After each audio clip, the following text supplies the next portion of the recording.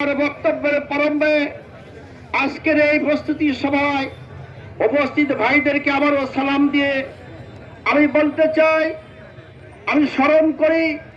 ওই সমস্ত শহীদ ভাইদের 52 ভাষা আন্দোলন থেকে আরম্ভ করে 69-এর গণ অভ্যুত্থান, স্বাধীনতার 71-এর স্বাধীনতার যুদ্ধ, এরপরে 28শে অক্টোবরের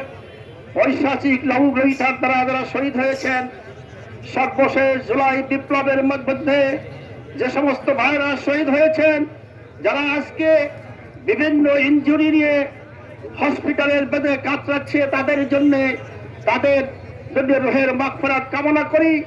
আর যারা হসপিটালের বেদে রয়েছে, আজকের এই সরকারকে এই সভা থেকে আমরা জোর দাবি জানাই, তাদেরকে অবিলম্বে উন্নত চিকিৎসার জন্য প্রয়োজনে বিদেশে পাঠানো হোক, এখানে চিকিৎসা দেওয়া হোক,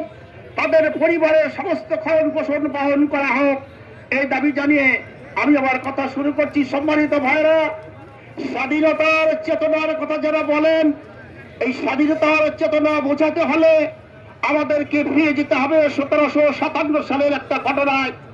নবাব সিরাজউদ্দৌলার পতনের পর লর্ড ক্লাইভ মাত্র 300 সৈন্য নিয়ে যখন মুর্শিদাবাদে ঢুকলেন,